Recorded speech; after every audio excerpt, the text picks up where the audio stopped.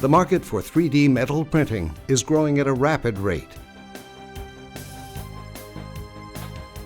Our revolutionary technology can 3D print multiple metals in one process, reducing the printing time and improving the quality of the printed product.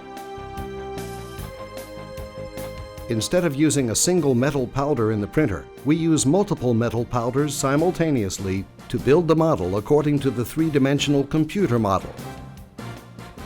This process is the same as is done on a standard laser printer. In a powder cartridge, an electrode with high voltage charges the metal powder with negative charge. The powder particles reject each other and form a cloud that is directed to an insulated photoconductive drum.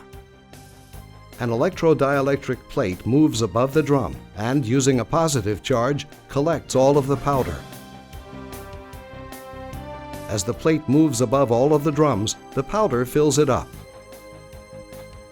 The plate then moves to a 3D printing area and changes its charge to negative, ejecting the powder.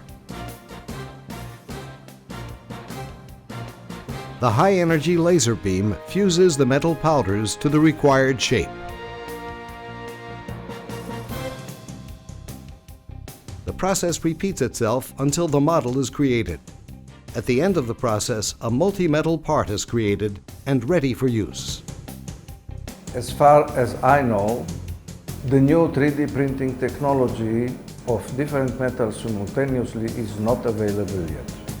Therefore, the developed solution is revolutionary in the 3D metal printing technology and enables to make parts which are not possible to make today. The new technology is feasible.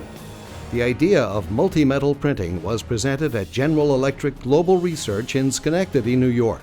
It was communicated by the 3D additive manufacturing project leaders that multi-metal technology does not exist as of yet, that they find the idea groundbreaking and essential, and would like to be involved in the development process.